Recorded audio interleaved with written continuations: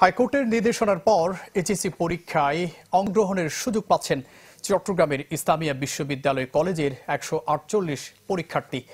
শিক্ষা বোর্ডের পরীক্ষা নিয়ন্ত্রক অধ্যাপক মুজিব রহমান চ্যানেল 24-কে জানান, আগামীকাল শনিবারের মধ্যে এসব শিক্ষার্থীর কাছে প্রবেশপত্র পৌঁছানো হবে।